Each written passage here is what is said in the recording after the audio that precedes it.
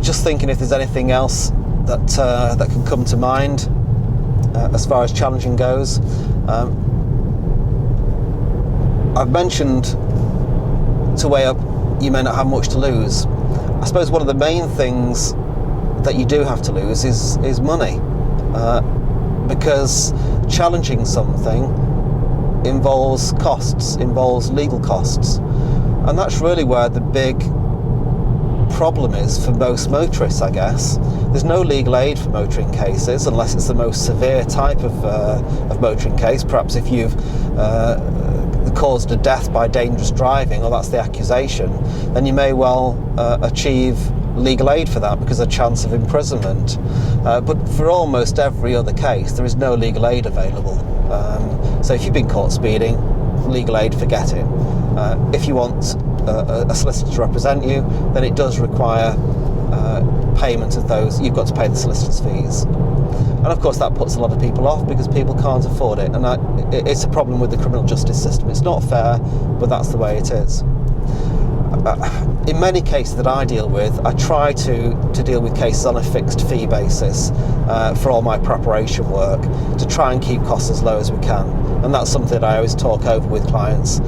It may be worth you paying on an hourly rate basis. It depends what needs doing, but it's something, whoever you speak with, try to talk to the lawyer concerned,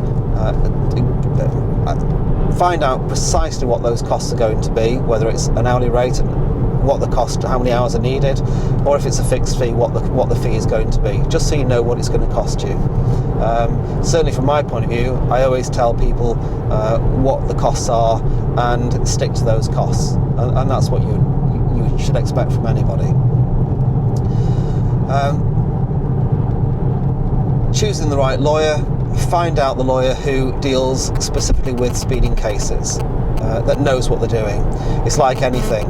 If you do the same thing day in, day out, you become more competent, more experienced on it. It's not just about applying the law.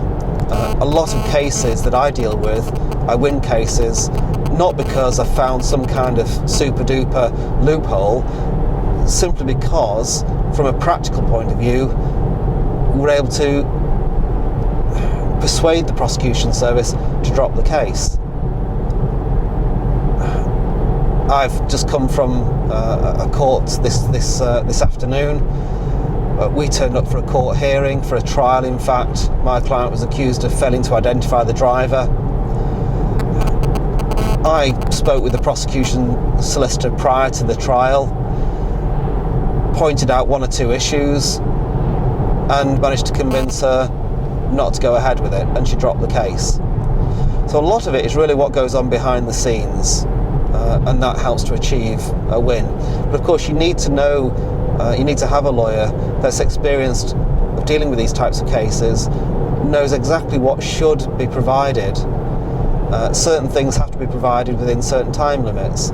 So for example, GATSO cameras, the prosecution will often try and prove the case against you by providing what they call a Section 20 certificate. And this is a document produced under Section 20 of the Road Traffic Offenders Act, which says that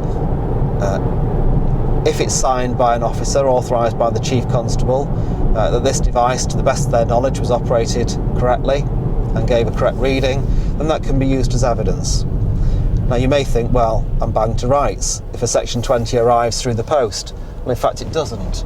We win cases on the basis that the Section 20 certificate is just not Section 20 compliant. Again, it never ceases to amaze me that the prosecution service and the police will produce a piece of evidence to try to win the case under Section 20 of that particular act, when in fact it doesn't even comply with Section 20 of the act.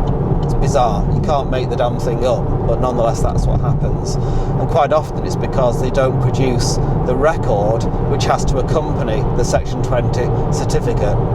I won't go into detail about what that record is, but nonetheless I constantly find CPS lawyers that have absolutely no idea about the law in this area.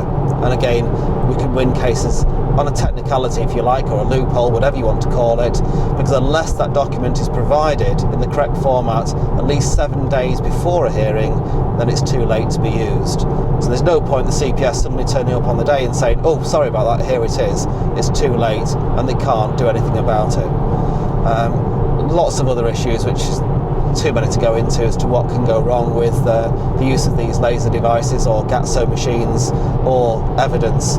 But again, it illustrates the point: take legal advice. Have a